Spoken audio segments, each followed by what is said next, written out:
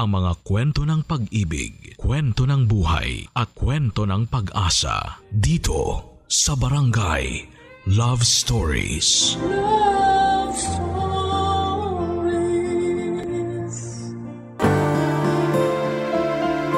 Isang malaking responsibilidad na masasabi ang pagkakaroon ng anak. Kapag hindi ka handa ay huwag kang gumawa. Ikaw kabarangay, handa ka bang magkaroon ng sariling pamilya? Dear Papa Dudut, mapagpalang araw sa inyong lahat. Ako nga pala si Lena, 30 years old at isa sa mga masusugid ninyong tagapakinig sa Spotify ng Barangay Love Stories. Kaya naman na-inspired din po ako magpadala ng kwento sa inyo. Neto lang nakaraan ay naganap ang lahat ng ibabahagi ko sa inyo. Ito ang naging dahilan ng malaking pagbabago sa akin. Hindi po ako mahilig sa commitment. Lagi akong takot kapag usapang commitment na papadudot. Gusto ko ay casual lang. Lagi akong nakatambay sa mga online dating site para makahanap ng mga papayag sa gusto ko. Casual lang. One night stand. Kasama tuwing nalulungkot kapag nag-iisa. Yun lang naman ang hanap ko. Kapag may gusto ng something more, syempre atras kagad ako. Aminado kong emotionally unavailable akong tao, papadudot. Kaya siguro tinuruan ako ng leksyon ng Diyos. Nakilala ko sa isang online dating site si Jonathan. Mas bata siya sa akin ng 3 taon.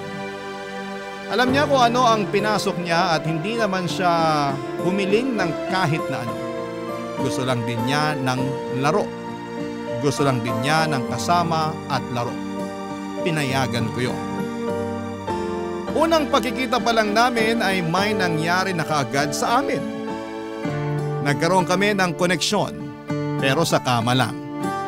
Masaya naman siyang kasama kaya naulit ng ilang beses ang pagkikita namin na lahat ay nauuwi sa pagsisiping. Maganda talaga ang koneksyon namin sa kama.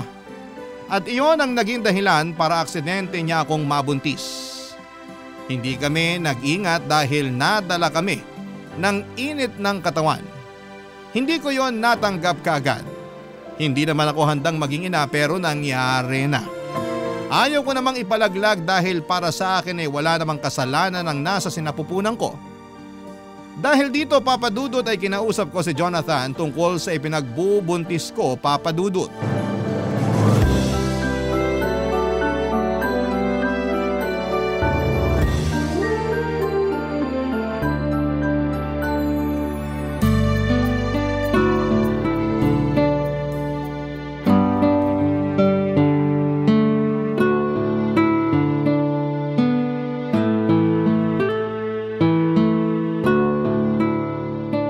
Anong oras? Saka saan pala tayo magche-check-in?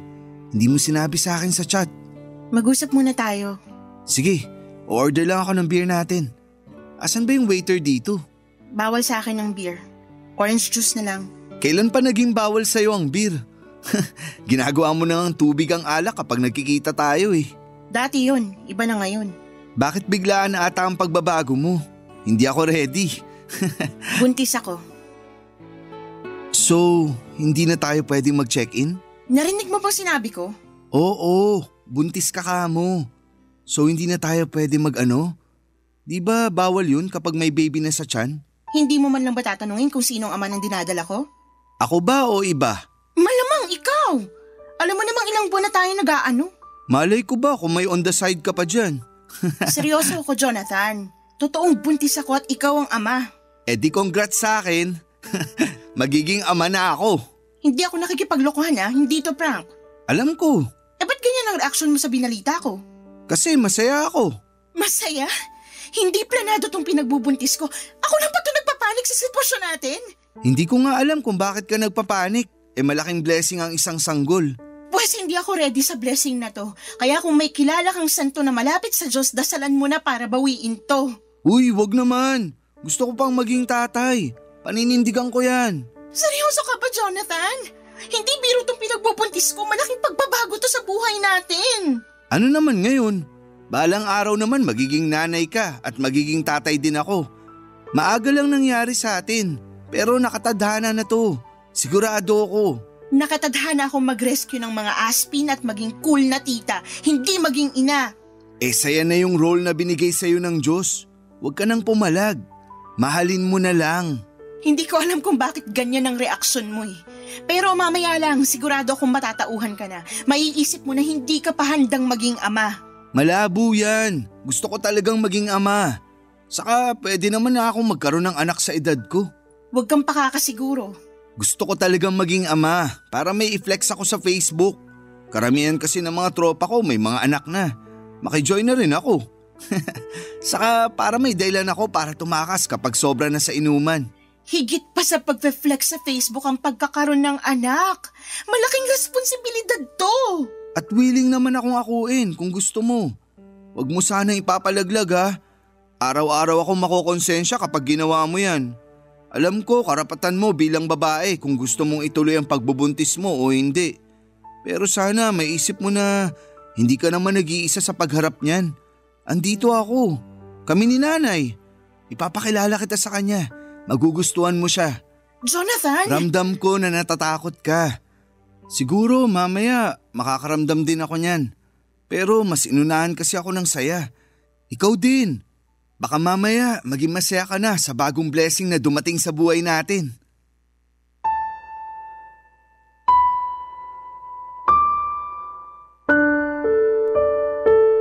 Papadudot na wala na ako ng enerhiya na makipagtalo pa kay Jonathan. Kahit na ilang beses kong pinaramdam sa kanya na hindi biro ang pagkakaroon ng anak, ayaw pa rin niyang makinig. O ayaw niya lang pakinggan dahil masyado siyang in love sa ideya na magkakaroon na siya ng i-flex sa Facebook.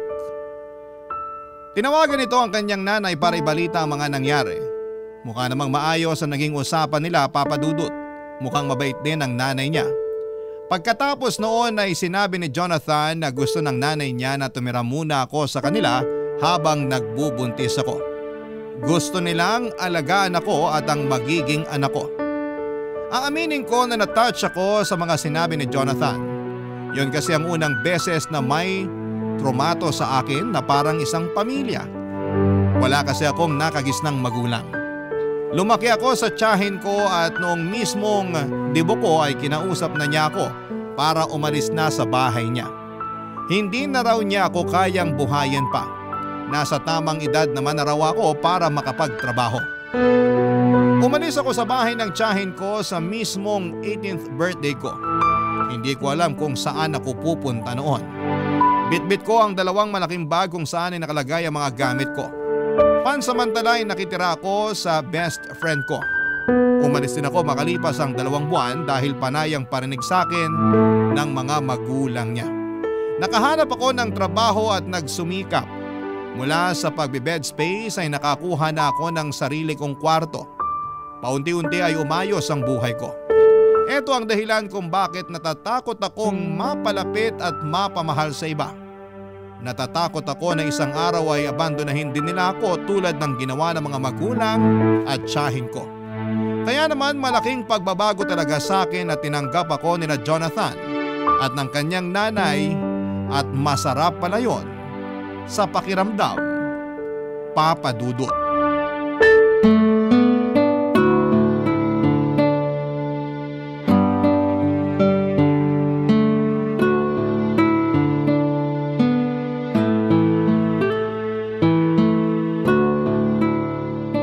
Ikaw pala si Lena? Opo, tita. Nanay na lang ang itawag mo sa akin. Magkakaapo na ako sa inyo, kaya dapat magulang na rin ang trato mo sa akin. Salamat po, nanay. Ayan, 2 na ang anak ko. Ayos lang po ba talaga sa inyo na tumira ako rito? Oo naman. Ako nga tong nangulit kay Jonathan na dito ka tumira.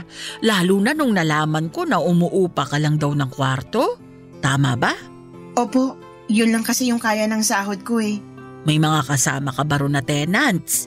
Marami po. Paupahang mga kwarto talaga yun. Naku, sakto palang kinuha na kita rito. Hindi makakabuti kung napapaligiran ka ng maraming tao. Maniwala ka sa akin. Mabilis ma-stress ang mga buntis. Dito ka na lang talaga. Mas maaalagaan ka pa namin ni Jonathan.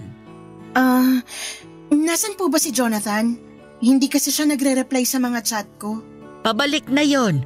Pinabili ko lang ng merienda natin at saka ibang kailangan mo. Ay, nakakahiya naman po. May pera naman po ako. Ako na lang pong gagastos sa mga pangangailangan ko. Ay, hindi pwede. Hati kayo ni Jonathan.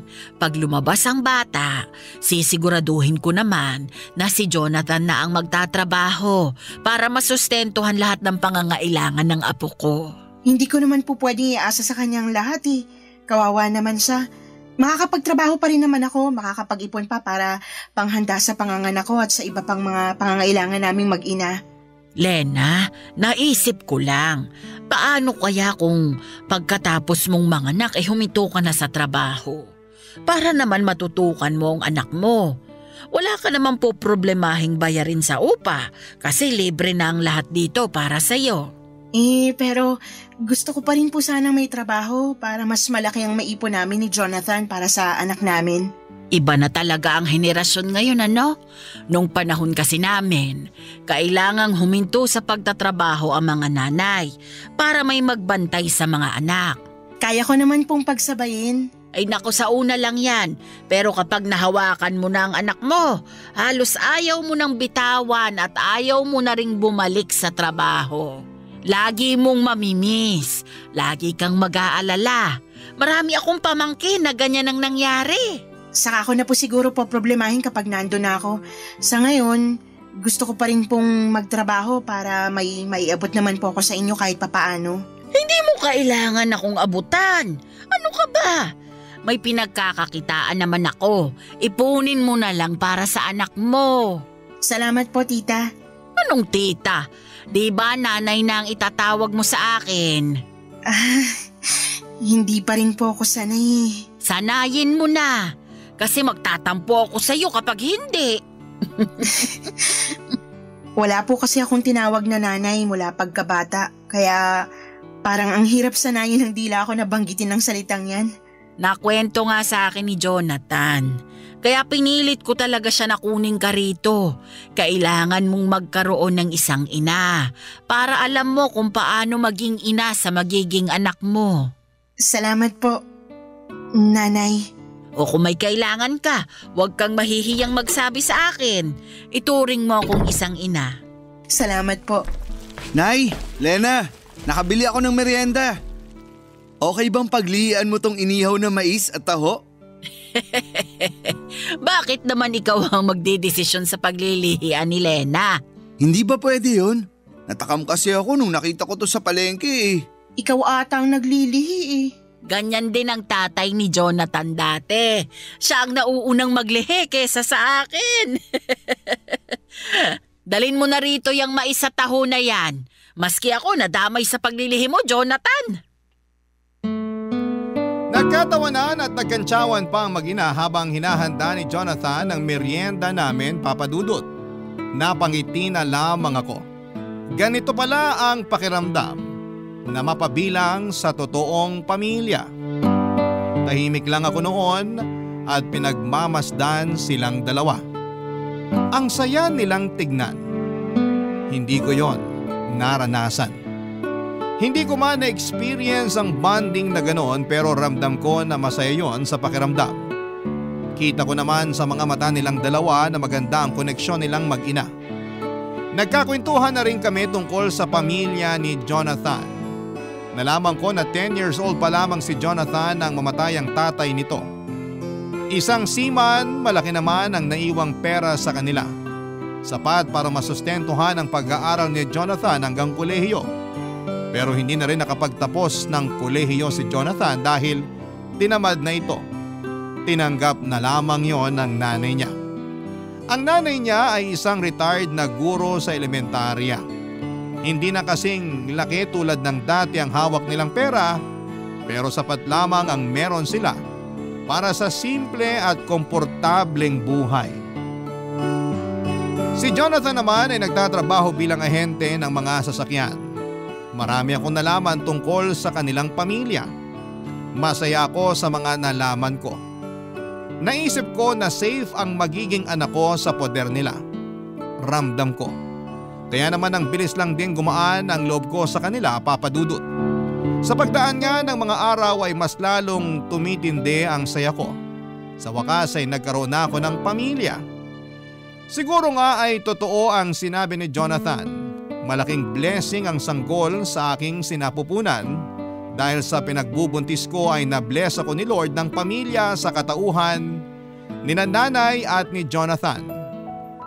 May mahihiling pa ba ako? Parang wala na. Kontento na ako sa piling nila at sa direksyon ng buhay ko. Barangay Love Stories. Barangay Love Stories. Papa Dudut, mabilis lang na lumipas ang mga buwan. Nakapanganak na ako sa wakas at babae ang isinilang ko. Malusog at hindi ako binigyan ng problema habang nagle-labor. Pinangalanan namin siyang Mika. Sinunod ko sa pangalan ng best friend ko. Mula nung isinilang ko si Mika, mas dumoble ang pag-aasikaso ng nanay ni Jonathan sa akin. Tinuro niya sa akin lahat ng kailangan kong malaman sa pag-aalaga ng sanggol. Mas kaya pa nga niyang patahanin ang anak ko kesa sa akin. Sanay na talaga siya at hindi pa rin daw niya nakakalimutan ang pag-aalaga ng sanggol dahil halos lahat ng pamangkin niya ay siya rin ang nag-asikaso. Mahilig kasi sa bata ang nanay ni Jonathan. Nakita ko naman yon kung paano niya mahalin si Mika. Pansamantala nga ay ang nanay ni Jonathan ang katabi ko sa kwarto.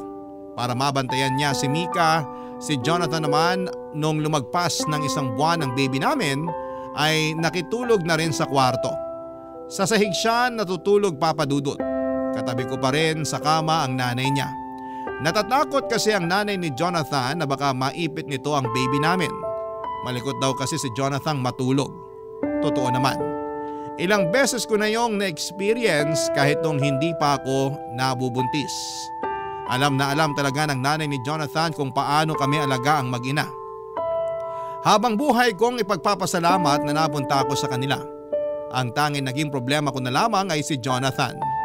Napansin ko kasi na after kong manganak ay parang tinamad na siyang mag-alaga ng anak namin. Hindi ko naman siya inuobligang gawin oras-oras ang pag-aalaga. Pero napansin ko kasi na parang umiiwas siyang gawin yon, Papa Dudut.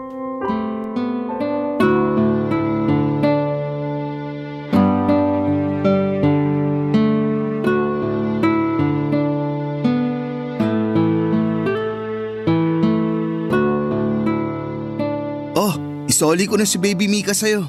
Kala ko hindi na kayo matatapos mag-selfie. Ayaw kasi niyang umiti. Hindi pa talagang ngingiti yan. Iyak pa lang naman ang alam niyan. Hindi tuloy ako makahanap ng ipopost sa Facebook. Hindi maayos lahat ng kuha naming dalawa. Kahit blurred pa ang kuha mo sa kanya, ilalike pa rin yan sa Facebook. Basta baby, matik na yun. Sige na nga. Bakit nga pala bihis na bihis ka wala ka namang pasok ngayon? Holiday, diba? At long weekend. So bakit nga? Andito ka lang naman sa bahay kung makaporma ka para kang may liligawan sa labas. Selos ka ba? Sabi nila kapag kakapanganak pa lang ng babae, nagiging silosa raw. Totoo ba? Ay nako, alam mong setup natin. Nagsasama tayo para sa bata, wala tayong relasyon. Oo na, talaga to. Lagi na lang takot sa commitment. Ipaliwanag mo na kaya kung bakit nakaporma ka. Para maganda ang selfie namin ni baby. Oh, tapos na kayo mag-selfie, magubad ka na. Grabe to, kakapanganak lang, gusto na agad akong hubaran. Huy, pagalingin mo muna ang tahi mo bago tayo bumira. Ang dumi ng isip mo.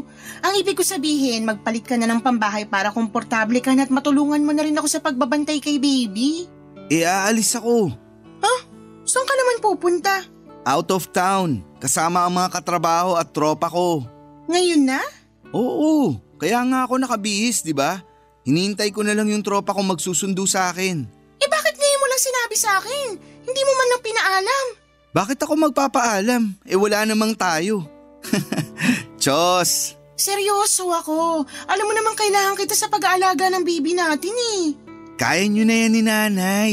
Hindi nyo nga ako kailangan eh. Pangpasikip lang ako sa bahay. Pero Jonathan, hindi naman pwedeng iasa na lang natin sa nanay mo lahat ng pag-aalaga sa anak natin. Gusto naman niya. Kahit na, responsibilidad natin ang anak natin. 3 araw lang naman ako mawawala. Lunes ng gabi, nandito na ako. May pasalubong pa ako para sa'yo. 3 araw? Long weekend, di ba? Sinusulit lang namin. Minsan lang kasi makapagbakasyon. Marami pa namang long weekend sa kalendaryo. Baka naman pwede magpaska muna ngayon. Nakita mong kapapanganak ko pa lang eh. Hindi pwede. Nakapag-ambag na ako sa tutuluyan namin at sa gas. Susulitin ko na. Bawiin mo na lang yung ambag mo para ipandagdag natin sa pambili ng diapers at vitamins ni baby. Lalong hindi pwede. No refund sa ambag. Kawawa naman mga kasama ko kung kukunin ko yung ambag ko. Planado na yung budget eh. Sana kasi nagsabi ka man lang sa akin para napag-usapan natin kung pwede kang tumuloy o hindi. Sobra ka namang istrikto. Ngayon lang naman ako magbabakasyon. Pero parang lagi kang nakabakasyon eh. Kahit nandito ka lang sa bahay, hindi kita halos nakikitang pumapasok dito sa kwarto para tulungan ako kay baby. Saka ka lang pumupunta rito para mag-selfie. Buti nga, pumupunta pa ako eh. Wow! Parang utang na loob pa namin ni baby na pumupunta ka pa rito sa kwarto. Iba. Mali ata pagkakasabi ko. Sorry, nabigla lang. Huwag kang magalit ha. Babawi ako sa inyo ni baby pagbalik. Promise. Ako ang mag-aalaga. Matulog ka hanggat gusto mo. Promise. Promise yan ah. Oo. Ayun na, bumusina na yung tropa ko. Aalis na ako ha. Mag-chat na lang tayo. Update na lang. Okay? Bye. Natahimik na lamang ako at pinigilang magalit. Lalo na nung hindi niya maingat na sinarado ang pintuan ng kwarto kaya nagulat ang baby Mika namin. Mas lalo tuloy akong nagngit-ngit sa galit. Iniwan niya kaming mag-ina at akala ko naman dahil long weekend ay makakasama namin siya. Pero hindi pala. Mas inuna niyang makasama ang mga katrabaho at katropa niya. Hindi ko naman siya pinagbabawalang lumabas. Lagi ko naman siyang pinapayagan na makipag-inuman o kung saan man siya pumunta pagkatapos ng trabaho niya. Basta ang sa akin lang ay tumulong siya sa pag-aalaga sa anak namin. Pero hindi ganoon ang nangyayari. Ako at ang nanay lamang niyang nag-aasikaso kay baby Mika. Naya na nga ako na magpatulong sa nanay ni Jonathan dahil hindi naman niya yon responsibilidad. Matagal ko nang napansin yon kay Jonathan. Parang wala talaga siyang interes sa anak namin. Noong nasa sinapupunan ko pa lamang ay excited lagi si Jonathan na mga anak ako para raw maipagmalaki pa niya sa Facebook ang anak namin. Ilang selfie lang ang lumipas pagkatapos kong mga anak ay hindi na niya pinakita ulit sa akin na excited siya sa pagdating ng anak namin. Saka lang talaga niya kinukumusta ang anak namin kapag kailangan niya nang may maipopost sa Facebook. Ang nakakainis pa sa mga caption niya, lagi niyang pinamumukha na isa siyang mabuting ama. Na akala mo ay lagi niyang inaalagaan ang anak namin.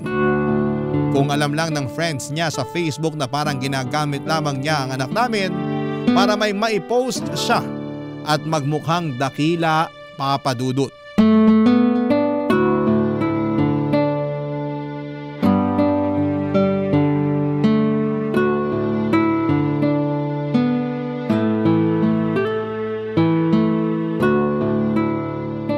Lena, Bakit?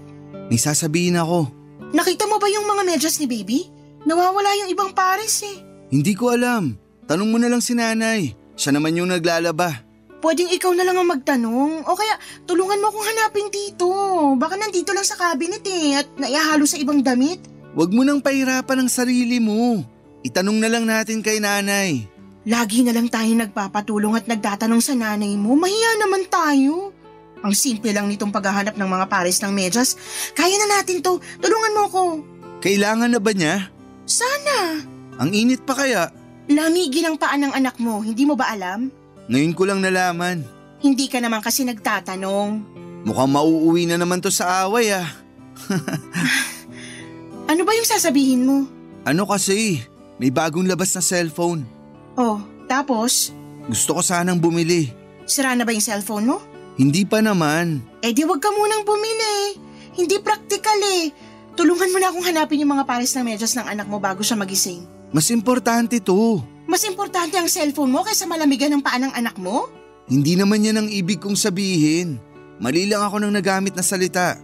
Pero kailangan ko talaga ng bagong cellphone. Para saan nga?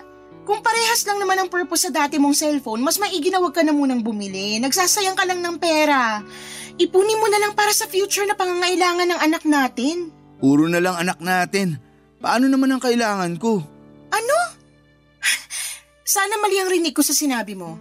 O sana mali lang ulit ang pagkakagamit mo ng salita. Ang pangit ng dating sa akin eh. Gusto ko lang ng bagong cellphone. Sobrang luma na ng cellphone ko. Mabilis nang malobat. Mabilis malobat kasi panay Facebook at online games ang ginagawa mo. Luma na kasi talaga. Magastos sa kuryente kung lagi ako nagcha-charge. Saka hindi maayos ang camera nitong luma kong cellphone. Kaya ang pangit tuloy ng mga selfie namin ni baby. Alam mo, sige na lang. Bumili ka na lang ng cellphone. Kahit ano pang klaseng cellphone yan o kahit ilang cellphone pa. Bumili ka na. Ayoko na makipagtalo sa'yo. Tulungan mo na lang akong hanapin yung mga pares ng medyas ng anak mo. Teka lang, pag-usapan muna natin tong cellphone ko. Ano pa bang dapat pag-usapan? Pumayag na ako, diba? Kahit ngayon din, bumili ka na. Pero wala akong pera. Ha? Eh bakit mo sinasabi sa akin na kailangan mo nang bumili ng bagong cellphone tapos wala ka naman palang pera? May konti ako na itabi, pero pangbakasyon ko sana yun sa susunod na long weekend. Diretsuhin mo ko. Baka pwedeng pairam muna ng pambili ko ng cellphone. Ano? Hindi pwede. Ikaw ang gagamit, kaya ikaw ang gumawa ng paraan para bumili. Huwag mo idamay ang pera ko. Ibabalik ko rin naman. Nilaan ko yung ipon ko para sa pangangailangan ng anak natin, lalo't hindi pa ako sigurado kung babalik pa ako sa trabaho o maghahanap ako ng ibang pagkakakitaan. Bad trip naman. Ano ka mo? Wala. Tutulungan mo ba ako sa paghahanap ng medyas ng anak mo? Hindi, wala ako sa mood. Gusto ko na noong sapakin si Jonathan sa gigil ko, Papa Dudut. Halo-halo na noon ang emosyong nararamdaman ko. Hindi nakakatulong sa postpartum ang pinapakitang kabalbalan ni Jonathan sa akin. Nagmadali siyang lumabas ng kwarto at saka malakas na sinarado ang pintuan. At dahil doon ay nagising ang anak namin. Nahirapan na tuloy akong pabalikin sa pagkakatulog si baby. Hindi ko na rin nagawa ang dapat kong gawin dahil kailangan kong patahanin ang anak namin. Hindi ko na alam ang uunahin ko. Kung ang baby namin o magalit sa inaasal ni Jonathan. Doon ko nakita kung gaano ka-immature si Jonathan. Para siyang bata na hindi binigyan ng pangbili ng candy. Gusto kong magsumbong noon sa nanay niya pero ayoko namang magkaroon sila ng away dahil sa akin. Kaya naman sinubukan kong intindihin pa ang tatay ng anak ko. Kaya lang Papa Dudut, habang tumatagal ay mas lalong lumalala noon ang ipinapakitang asal ni Jonathan sa akin. Hindi na rin siya nagsiselfie kasama si baby. Hindi na rin niya hinahawakan pa ang anak namin. Ni pansinin kapag pumapasok sa kwarto ay hindi niya ginagawa. Lumamig na rin ang pakikitungo niya sa akin. Hindi ko na alam ang gagawin ko noon para manumbalik ang koneksyon namin. Kaya naman naglabas ako ng pera at inabot sa kanya. Doon naman ay natuwa siya. May pambili na siya ng cellphone niya at pinangako niyang babayaran niya yon kaagad sa akin. Pero hindi naman niya ginawa yon. Ako tuloy ang nagkakaroon ng problema sa ibang pangangailangan ko at ng anak namin dahil nasa ang ipon ko para ibigay sa kanya para may pangbili siya ng bago niyang cellphone. Barangay Love Stories. Barangay Love Stories. Papa Dudut, sinubukan kong tiisin ang pinapakitang pangbabaliwala ni Jonathan sa akin. Lalo't hindi na ako nakabalik pa sa trabaho. Nagpa siya akong mag-resign sa trabaho para matutukang maigi ang anak namin. Mas ginusto kong maging stay-at-home mom dahil alam kong wala akong maasahang tulong sa pag-aasikaso mula kay Jonathan. Nahihiya na rin ako sa nanay niya lalo't napapansin kong nahihirapan na rin kumilos ang nanay niya dala ng edad nito. Wala akong ibang naging choice at gustuhin ko mang magtrabaho ay hindi ko magawa dahil wala akong mapag-iwanan sa anak namin. Nagtry na lamang akong rumakit ng buy and sell sa Facebook. Konti lang ang nakukuha ko pero sapat na yon pansamantala para may pambili ng kailangan ni baby.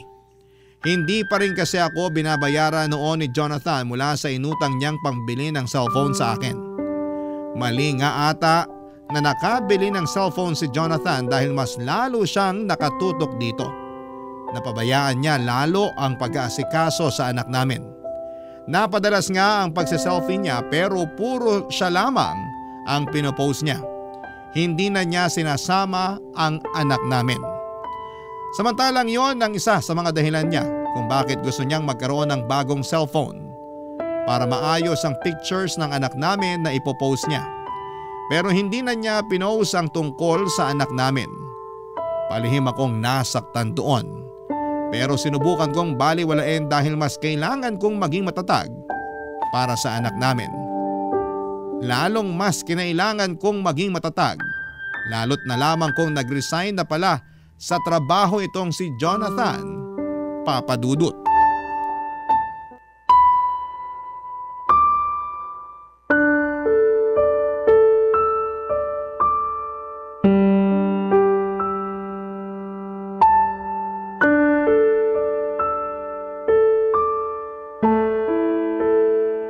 Nag-resign ka sa trabaho?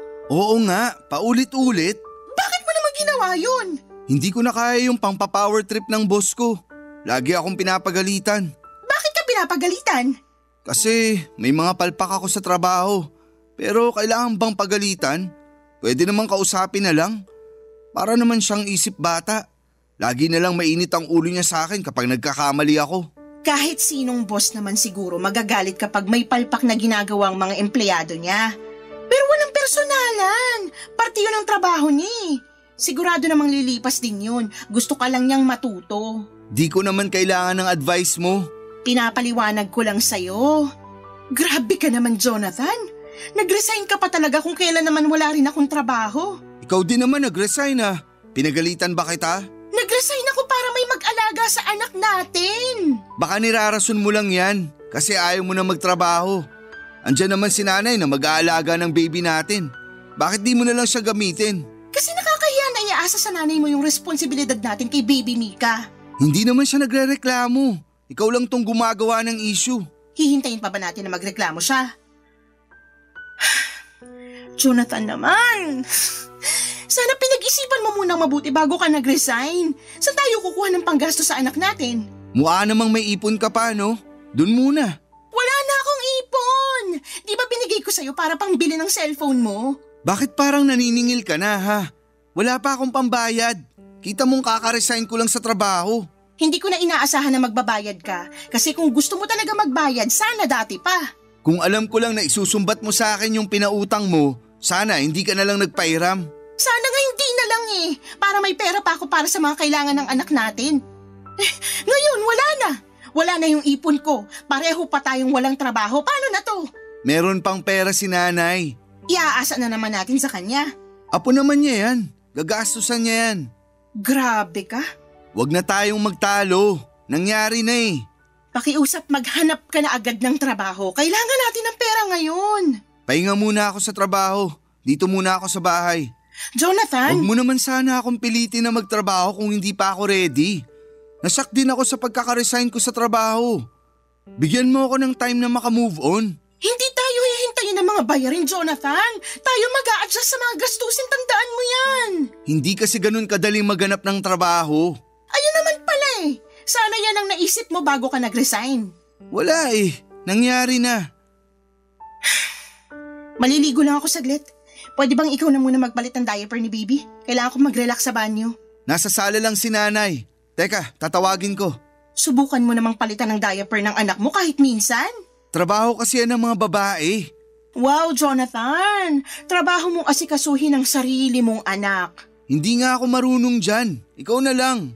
Tuturuan kita para alam mo na sa susunod. May pinapabili pala si nanay sa akin. Teka, uunahin ko muna yon. Nagmamadaling lumabas ng kwarto si Jonathan Papadudut. Hindi ko na naihabol sa kanya ang huli kong sasabihin sana. Napailing na lamang ako at alam kong nagsisinungaling siya. Naiiyak na ako noon habang pinapalitan ang diaper ng anak namin. Hindi ako makapaniwala na merong ganong klaseng ama, Papa Dudut. Halo-halo na ang nararamdaman ko. Stress, galit at lungkot. Wala man lang akong maramdamang saya. Pagkapalit ko ng diaper ni baby ay pumunta ako ng sala para ipakiusap muna sa nanay ni Jonathan na bantayan muna ang anak namin para makaligo na ako. Pasimple kong tinanong kung nasaan si Jonathan. Nagtaka rin ang nanay niya dahil hindi raw niya alam kung saan siya nagpunta. Nakumpirma ko tuloy na nagsinungaling siya para makaiwas na magpalit ng diaper ni baby. Nalaman ko rin na tumambay pala siya sa isang computer shop na binabantayan ng isa niyang kaibigan. Pagkatapos noon ay nag-inuman pa sila. Sa pagdaan pa ng mga araw ay hindi ko pa rin nakumbinsi si Jonathan na magtrabaho. Nakatambay lang siya madalas sa computer shop at umuuwi na lamang sa gabi para kumain at matulog. Hindi ko magawang magreklamo sa nanay niya dahil iniisip ko na sino bang kakampihan sa aming dalawa. Hindi naman ako ang kadugo. Napadalas na rin ang away namin dahil doon at lalong kinausap niya ang nanay niya para bigyan kami ng pera na pangbili ng kailangan ng baby namin. Nahiya akong tumanggap ng pera sa nanay niya kahit nanay na niya mismo ang nag-aabot sa akin. Alam kong darating ang panahon na kailangan na ring maghigpit ng nanay niya dahil may pangangailangan din siya na kailangang pagkagastosan. Kaya naman sinubukan ko maghanap ng trabaho. Bahala na. Kung pwedeng isama ko na lamang sa magiging trabaho ko ang anak ko ay gagawin ko, Papa Dudut.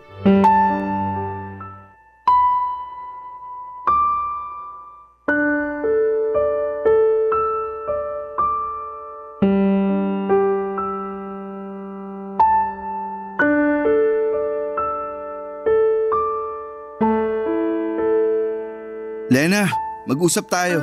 Maghahanap ka na ba ng trabaho? Hindi yan ang gusto kong pag-usapan. Ano pala? Sigurado ka bang anak ko si Baby Mika? Ano? Natanong ko lang kasi syempre, mahilig kang makipag-ano sa ibang lalaki. Gusto ko lang makasiguro. Ikaw lang ang nakakasama ko ng ilang buwan bago nabuo si Mika. Sinubukan mo na bang tingnan ang mukha ng anak mo? Parang ikaw nga lang ang gumawa kamukhang kamukha mo. Nanay mo pa mismo nagsabi na kamukha nyo ng tatay mo si Mika, pati yung nunal sa noo. Ngayon mo pa ako pagdududahan ha? Kung may pera ka, ipa-DNA test natin para magkaalaman na. Wag na yung DNA test na yan. Gastos lang yan. Gusto ko lang talagang itanong. Nakaka-insulto ka na. Sorry na. Kung wala ka ng ibang sasabihin, pwedeng lumabas ka na muna bago ako sumabog sa sobrang galit ko sa'yo. Hindi mo naman kailangang magalit. Nagtanong lang ako. Karapatan ko ring malaman ang totoo. Lumabas ka na lang please. May isa pa pala akong sasabihin. Huwag mo na akong galitin lalo please. Hindi ka magagalit. Baka magustuhan mo pa tong naisip ko. Ano yon? Yung dati kong katrabaho, hindi raw sila magkaroon ng anak. Parang hindi ko gustong pupuntahan ang sasabihin mo. Makinig ka muna. Maging open-minded ka. Matagal na silang mag-asawa, pero hindi pa rin sila magkaroon ng anak. Lumapit sa akin yung katrabaho kong lalaki. Baka raw makatulong ako. At ano naman ang maitutulong mo para magkaroon sila ng anak, Aber? Ikaw ang bubuntisin? Hindi Huwag mong sabihin sa akin na akong ipapabuntis mo sa kanya. Uy, mas lalong hindi. Grabe ka naman mag-isip. Walang bubuntisin sa atin. Ano nga ang balak mo? Yung iniisip ko kasi, sakto lang para hindi na tayo mamroblema sa gastusin kay baby.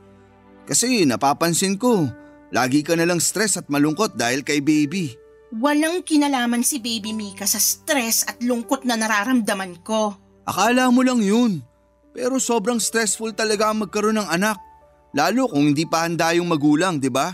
Anong pinupunto mo? Hindi ba pumasok sa isip mo na ipaampon na lang natin si baby? Ano?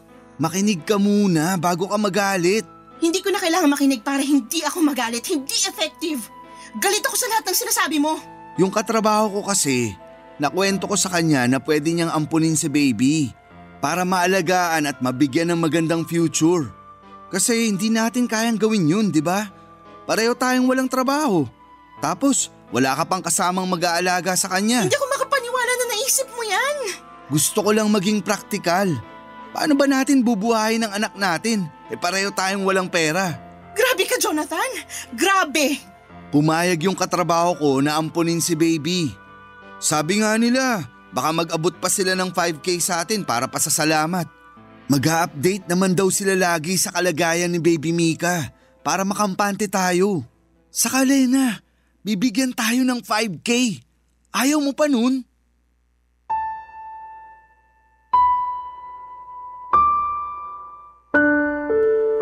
Blanco ang mukha ko noon habang nagsasalita si Jonathan. Hindi ko na magawa pang magalit. Napagod na ako. Hindi ko na rin siya inimik noon. Panay pa rin ang salita ni Jonathan at sinabi ko sa kanya na pag-iisipan ko at kung pwedeng lumabas muna siya ng kwarto. Sumunod naman siya. Sabi niya iidip lang daw siya sa kwarto ng kanyang nanay at gigisingin ko na lamang daw siya kapag nakapag-decide na akong ipamigay ang baby namin. Pagkalabas ni Jonathan ng kwarto ay nilabas ko ang mga bag namin ni baby at nag-impake. Hindi ko na kayang magtiis. Nagkataon pang wala ang nanay niya kaya madali akong nakatakas. Mabilis akong natapos at may konti pa akong natirang pera mula sa inabot sa akin ng kanyang nanay. Nakiusap ako sa dati kong katrabaho na kung pwedeng makituloy muna kahit na ilang araw at pumayag naman. Kaya mas lalo akong ginanahan na umalis dahil merong tutulong sa akin. Nang mailagay ko na sa taxi lahat ng gamit namin ni baby ay dahan-dahan akong pumasok sa kwarto para kunin ang cellphone ni Jonathan. Tulog pa siya. Malalim pa ang tulog at tinanggal ko ang SIM card niya at saka nireset ang cellphone at saka yon kinuha. Doon ako nagmadaling umalis nang walang paalam sa kanya. Pero nag-iwan ako ng sulat para sa nanay niya. Nagpasalamat ako sa lahat ng tinulong niya sa akin at sinabi ko lahat ng sama ng loob ko sa kanyang anak. Ang sulat na yon ay nagawa ko matagal na at hindi ko alam kung kailan ko yon maiaabot sa kanya. At dumana nga ang araw na pwede ko nang ipabasa sa kanya ang sulat na yon. Dinikit ko yon sa ref at pagkatapos noon ay lumabas na kami ni Baby Mika ng bahay at saka sumakay na sa taxi. Binenta ko ang cellphone ni Jonathan para may pera akong dagdag sa pagsisimula ko. Mabuti na lamang at nabenta ko kaagad sa dating katrabaho ko. Ginamit ko ang perang yon para makapagsimula ng maliit na negosyo. Unti-unti ay lumakas ang negosyong yon at nakatayo na akong muli sa sarili kong mga paa. Tinulungan ako ng Diyos na makabangon. Mabilis ang pagbangon ko dahil nakita ng Diyos na nahihirapan ako. Sa ngayon, Papa Dudut, ay masaya akong umuupa ng isang maliit na apartment at hawak ko ang sarili kong oras dahil sa pinili kong negosyo. Wala na rin po akong balita pa kina Jonathan at mas minabuti kong huwag nang makibalita pa dahil isa na siyang nakasaradong kabanata sa buhay ko. Maraming salamat po sa pagbasa ng aking liham at sana po ay nagsilbing inspirasyon ng aking pinagdaanan. Para sa mga single mom na katulad ko na masugid na nakikinig sa inyo. Ang inyong kapuso at kabarangay forever, Lena. Barangay Love Stories. Barangay Love Stories. Kwentuhan naman tayo dito sa comment section. Nagustuhan ng iyong napakinggan? Ituloy yan via live stream sa www.gmanetwork.com/radio. Barangay LS 97.1 Forever.